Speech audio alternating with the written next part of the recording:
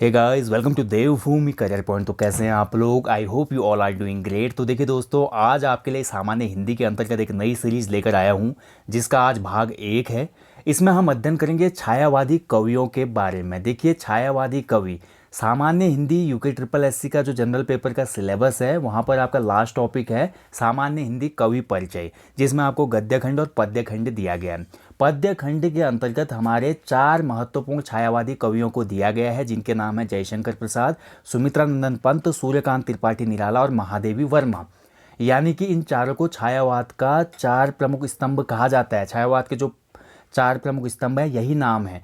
इसीलिए ये छायावाद वाली सीरीज आपके लिए बहुत महत्वपूर्ण है। देखिए, मैंने चैनल की प्लेलिस्ट में सामान्य हिंदी के जो साहित्यकार हैं उन पर वीडियो दी है। पहले मैंने जयशंकर प्रसाद की वीडियो दी है, सुमित्रानंदन पंत की वीडियो दी है, सूर्यकांत त्रिपाठी निराला की है, महादेवी वर्मा की वीडियो पहले से ही प्लेलिस्ट में मौजूद है। लेकिन यहाँ पर आज हम देखेंगे भाग 1 के अंतर्गत छायावाद का जो प्रमुख स्तंभ है, जयशंकर प्रसाद से शुरुआत करेंगे। इन कवियों से और गहराई में जुड़े हुए कुछ महत्वपूर्ण परीक्षा उपयोगी तथ्यों के बारे में, जो कि एग्जाम में पूछे जा रहे हैं। क्योंकि देखिए, यूके ट्रिपल एससी पैटर्न को और ऊपर ले जा रहा है, यानी कि जो लेवल है उसको और ऊपर ले जा रहा है वो आए दिन। आप देख पा रहे हैं ना, क्योंकि पहले केवल साहित्यकारों की जन्म परिचय पूछ लिया जाता था, फिर उनकी विधाएं पूछ ली गई। अब उनकी रचना तो पूछ लिया जाती, रचनाओं में पूछ लिया जाता है कि ये कौन सी विधा है, और किसी रचना में ये भी पूछ लिया जाता है कि रचना किस पे बेस्ड है। तो आने वाले एग्जाम में हो सकता है कि इससे इतर भी कुछ क्वेश्चन बने, कि जैसे उनसे जुड़े कुछ महत्वपूर्ण तथ्य, उनके उपनाम, उसके साथ साथ किसी कवि ने उनके बारे में कुछ प्रयोग किया हो शब्द। तो ये सभी महत्वपूर्ण तथ्य इस सीरीज के अंतर्गत आपको मिलने वाले हैं। ये बहुत ही यूनिक कंटेंट है, शायद ही आपको कहीं पे मिलेगा। बहुत मेहनत से ये कंटेंट आपके लिए बनाया गया है।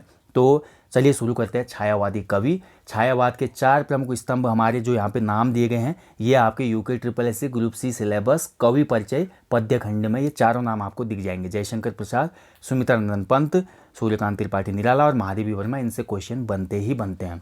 ठीक है, चलो तो टॉपिक शुरू करते हैं। आप सबसे पहले हम बात करते हैं, देखिए छायावादी कवि, इनके बारे में बात करने से पहले छायावाद के बारे में जान लेते हैं। छायावाद, ठीक है।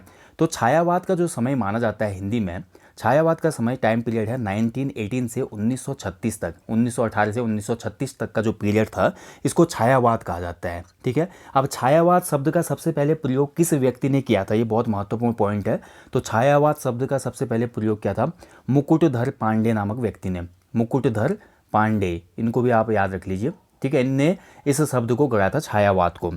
इसके बाद देखिए, छायावाद की अलग अलग परिभाषा दी है। आचार्य रामचंद्र शुक्ल ने अलग परिभाषा दी है, महादेवी वर्मा जी ने अलग परिभाषा दी है छायावाद की, जयशंकर प्रसाद जी ने अलग छायावाद की परिभाषा दी है। तो अलग अलग राइटरों ने इस दौर के जो थे, उन्होंने छायावाद की अलग परिभाषा दी है। उससे विशेष हमें कुछ करना नहीं, क्योंकि ये हिंदी साहित्य का एक डेप्थ वाला चैप्टर है, जो केवल प्रवक्ता भर्ती और जो हमारे एलटी अध्यापक की भर्ती है उनके लिए महत्वपूर्ण हो जाता है। हम यहाँ पे ग्रुप सी की बात करें तो हम केवल छायावाद के जो कवि हमारे सिलेबस में दिए गए हैं, उनसे संबंधित महत्वपूर्ण तथ्यों को जानेंगे। तो चलिए शुरू करते हैं। छायावादी कवि में आज हम बात करेंगे भाग 1 में जयशंकर प्रसाद के बारे में।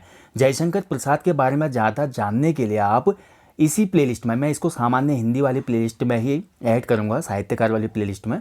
तो इस प्लेलिस्ट में आपको जयशंकर प्रसाद की सेपरेट वीडियो मिल जाएगी। उनका जन्म परिचय, जीवन परिचय, माता पिता का नाम, ये सभी चीज़ें बताई गई हैं, और उनकी विधाएं कौन सी है, रचनाएं कौन सी है, वो देख लीजिएगा। यहाँ पर केवल महत्वपूर्ण पॉइंटों को दिया गया है। तो सबसे पहला क्वेश्चन बनता है हमेशा कि छायावाद के 4 प्रमुख स्तंभ कौन है। तो छायावाद के 4 प्रमुख स्तंभ माने जाते हैं जयशंकर प्रसाद, सुमित्रानंदन पंत, सूर्यकांत त्रिपाठी निराला और महादेवी वर्मा। ठीक है, अब कभी क्वेश्चन कैसे बनेगा यूके ट्रिपल एससी में, इनमें से कौन सा छायावाद के 4 प्रमुख स्तंभों में से नहीं है, क्वेश्चन बन जाएगा नहीं है। 3 ऑप्शन यहाँ से दिए जाएंगे, एक ऑप्शन अलग हो जाएगा। तो आपको याद रखना है छायावाद के 4 स्तंभ कौन से हैं। आप एक ट्रिक भी याद रख सकते हैं, इससे याद हो जाएगा आपको। ठीक है, सूर्य प्रसाद महादेव नंदन। ठीक है, सूर्य प्रसाद महादेव नंदन, इससे आपको याद रखा। सूर्य से आपका सूर्यकांत त्रिपाठी निराला, प्रसाद से आपका जयशंकर प्रसाद, महादेव से महादेवी वर्मा, नंदन से सुमित्रा नंदन। ठीक है, तो ये 4 हैं छायावाद के स्तंभ, ध्यान रखेंगे। अब यहाँ पर एक क्वेश्चन देखिए, इतने डेप्थ में, मैंने बोला आज का चैप्टर बहुत डेप्थ में है, गहराई वाला है, बहुत महत्वपूर्ण कंटेंट है। शायद ही आपको ये कंटेंट कहीं पर और मिलेगा, बहुत मेहनत की गई आज के इस कंटेंट के पीछे। छायावाद के वृहत्रयी कौन है? वृहत्रयी, छायावाद के वृहत्रयी यानी कि छायावाद के बड़े 3 नाम कौन हैं, जिनकी तुलना ब्रह्मा विष्णु महेश से की गई है। तो छायावाद पीरियड के 3 व्यक्ति जिनकी तुलना ब्रह्मा विष्णु महेश से की गई है, वो है, ब्रह्मा शब्द यूज हुआ है जयशंकर प्रसाद के लिए, विष्णु शब्द प्रयोग हुआ है सुमित्रा नंदन पंत जी के लिए, और महेश बोला गया है सूर्यकांत त्रिपाठी निराला जी को। तो ये हैं छायावाद के वृहत्रयी 3 व्यक्तित्व, ठीक है, जिनको ब्रह्मा विष्णु महेश बोला गया है। इसके बाद देखिए छायावाद के लघुत्रयी नाम कौन से हैं। ऊपर के हमने जो 3 नाम पढ़े तो वृहत्रयी है। वृहत्रयी का मतलब होता है जिन बड़े 3 नाम। लघुत्रयी का मतलब इससे थोड़ा नीचे जो नाम आते हैं छायावाद के मुख्य नाम, वो कौन है। तो इसमें आता है पहला नाम महादेवी वर्मा का, राम कुमार वर्मा का और भगवती चरण वर्मा का, जिसमें महादेवी वर्मा हमारे लिए इंपॉर्टेंट है क्योंकि ये सिलेबस में है। सुमित्रा नंदन पंत, जयशंकर प्रसाद और सूर्यकांत त्रिपाठी जी भी हमारे सिलेबस में है, तो ये महत्वपूर्ण नाम है। तो इन्हीं को हम पढ़ेंगे छायावाद के अंतर्गत, ठीक है। अब हम बात करते हैं जयशंकर प्रसाद की। आज का जो पहला टॉपिक है जयशंकर प्रसाद पे बेस्ड है। जयशंकर प्रसाद का जन्म हुआ था 1889 में, ठीक है, और इनकी मृत्यु हुई थी 1937 में। बाकी महत्वपूर्ण डिटेल में वीडियो देखना है तो मैं आपको बता चुका हूँ। हमारे चैनल पर हिंदी की एक प्लेलिस्ट है, हिंदी के प्रमुख साहित्यकार, वहाँ पे आपको जयशंकर प्रसाद की वीडियो मिल जाएगी। डिटेल में सभी चीज़ें होंगी, जन्म कहाँ पे हुआ, पिता का नाम क्या था, शिक्षा क्या ली, कहाँ से शुरुआत की, कौन कौन सी रचनाएं, ठीक है। इनका बाल्यकाल का जो नाम था वो झारखंडी था और इनका जो उपनाम है वो कलाधर है। ये दोनों पॉइंट याद रखेंगे। जयशंकर प्रसाद का बाल्य नाम था झारखंडी। क्वेश्चन बन जाएगा, निम्न में से किस कवि का बाल्य नाम झारखंडी था। तो ये किसका था, जयशंकर प्रसाद का। कलाधर किसका उपनाम है, तो जयशंकर प्रसाद का। ओके, इसके बाद आगे देखते हैं जयशंकर प्रसाद की महत्वपूर्ण काव्य रचनाएं कौन कौन सी है। तो ये बहुत बड़ी लिस्ट है, तो आप इसको नोट कर लीजिएगा, स्क्रीनशॉट ले लीजिएगा। आप देखिए उर्वशी, बहुत लोग बोलते हैं उर्वशी रामधारी सिंह दिनकर जी की रचना है। जी हाँ, आप बिल्कुल सही हैं। उर्वशी रामधारी सिंह दिनकर जी ने भी लिखी। 1960-70 का दशक था, वहाँ पे उन्होंने ये रचना की है उर्वशी की, रामधारी सिंह दिनकर जी ने। लेकिन उनसे पूर्व उर्वशी नामक छोटा काव्य संग्रह लिखा था जयशंकर प्रसाद जी ने भी 1909 में, ठीक है। तो उर्वशी रचना कभी भी ध्यान रखेंगे, अगर ऑप्शन में रामधारी सिंह दिनकर नहीं है तो फिर हम जयशंकर प्रसाद के साथ जाएंगे। अगर दोनों आ गए ऑप्शन में तो क्वेश्चन डिलीट हो जाएगा, ऐसा नहीं हो सकता कि दोनों आ जाएं। इसके अलावा देखिए जयशंकर प्रसाद की जो महत्वपूर्ण रचना है वो मैं आपको बता देता हूँ कौन कौन सी महत्वपूर्ण है। जिनमें सबसे महत्वपूर्ण देखिए झरना हो गया, आंसू है, लहर हो गई, कामायनी हो गई, प्रेम पथिक हो गई और वन मिलन हो गई। ये सभी इनकी महत्वपूर्ण काव्य रचनाएं हैं, ठीक है।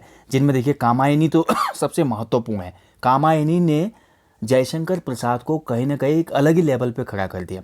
छायावाद का जो प्रमुख ब्रह्मा, देखिए ब्रह्मा की उपाधि मिल रही है जयशंकर प्रसाद को, तो ऐसे ही थोड़ी मिल रही है ब्रह्मा की उपाधि। क्यों?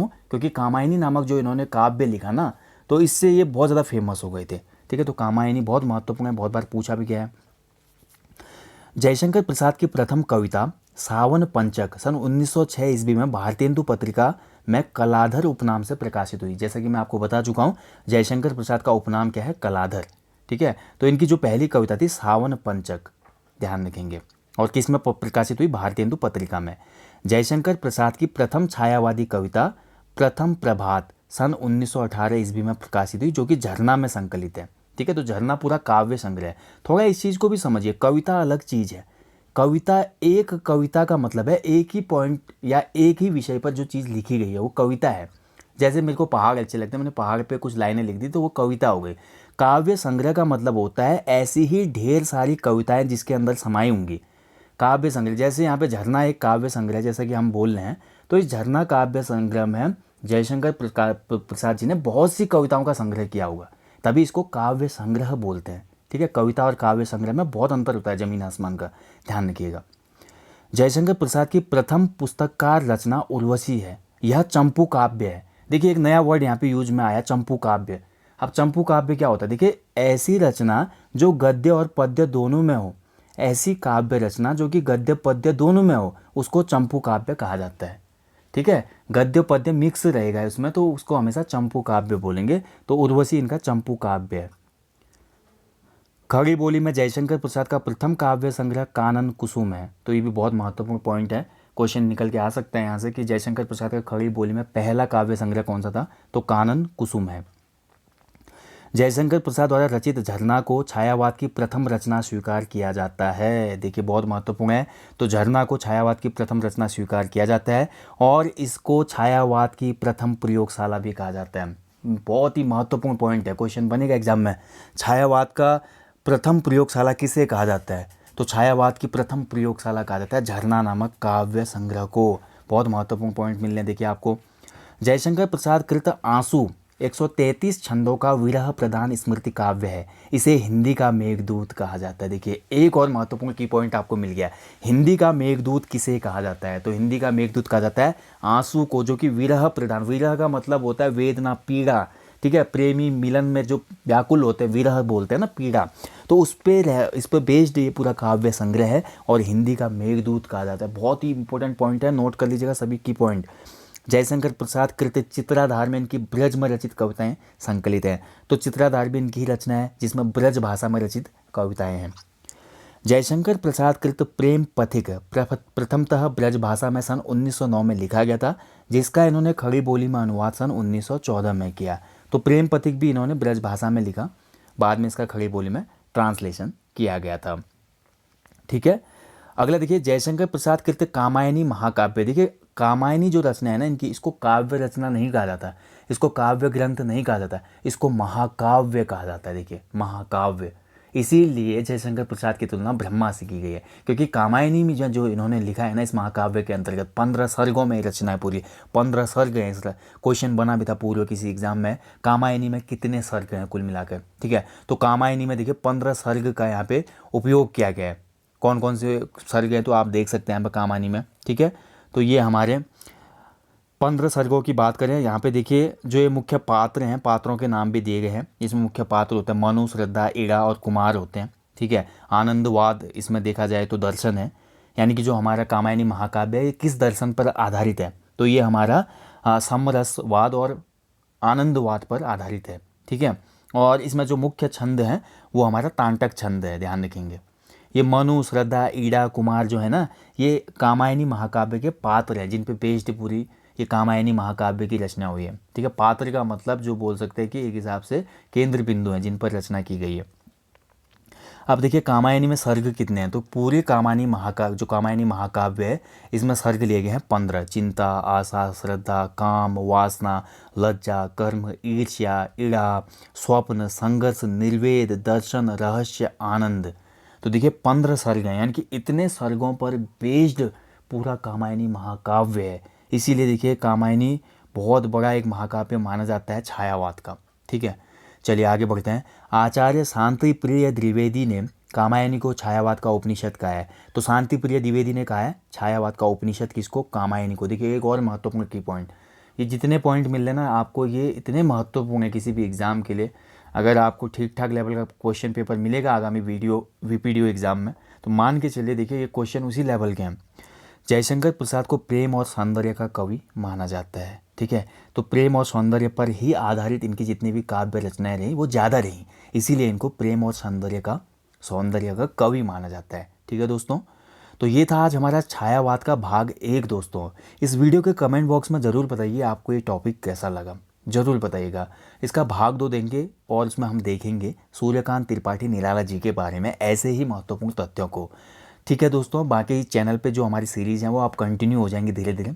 और साथ ही बोलना चाहता हूँ, देखिए मैंने आपको बार बार बोला है, फिर से एक बार बोल रहा हूँ, आजकल चैनल पर लगातार टेस्ट सीरीज़ नहीं आती, इसलिए मैंने आप सभी लोगों के लिए एक वेबसाइट बनाई है हिमवंत UK.com।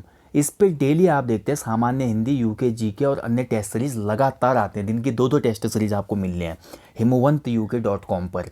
तो अपने मोबाइल के ब्राउज़र में जाइए, हिमवंत UK.com टाइप कीजिए और वहाँ पर टेस्ट सीरीज़ अटैम्प्ट कीजिए। बिल्कुल ऑनलाइन एग्ज़ाम की तरह हमने वहाँ पे फीड किया हुआ है, बिल्कुल जैसे क्विज होती है वैसे ही बनाए हैं। और ये वेबसाइट बहुत बेनिफिशियल आपके लिए रहेगी, हिमवंत UK.com।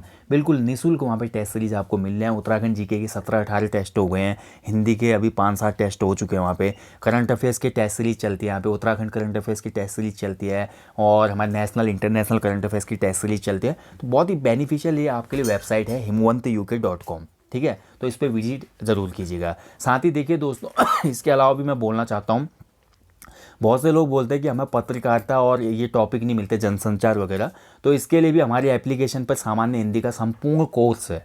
अगर जो लोग पेड कोर्स में इनरोल करना चाहते हैं तो वो हमारी एप्लीकेशन पे जाइए। एप्लीकेशन डाउनलोड करने का लिंक इस वीडियो के डिस्क्रिप्शन बॉक्स में दिया गया है। ठीक है, तो एप्लीकेशन के स्टोर पे आपको सामान्य हिंदी का कंप्लीट UKSSC सिलेबस पर बेस्ड कोर्स मिल जाएगा। अगर आप लेना चाहते तो ले लीजिए, नहीं लेना चाहते तो आपको चैनल पे भी, यूट्यूब पे भी फ्री में बहुत सारा कंटेंट मिलेगा, आप निश्चिंत रहिए, ठीक है। सो गाइज मिलते हैं जल्दी, अपना ध्यान रखिएगा, अच्छे से स्टडी करें। देखिए कंटिन्यूटी बिल्कुल भी ना ब्रेक हो पाए, इस हिसाब से अपनी स्टडी को जारी रखें। मैं आपको जल्दी मिलता हूँ नेक्स्ट वीडियो में, तब तक आप लोग अच्छे से अपना ध्यान रखेंगे। जय हिंद, जय उत्तराखंड।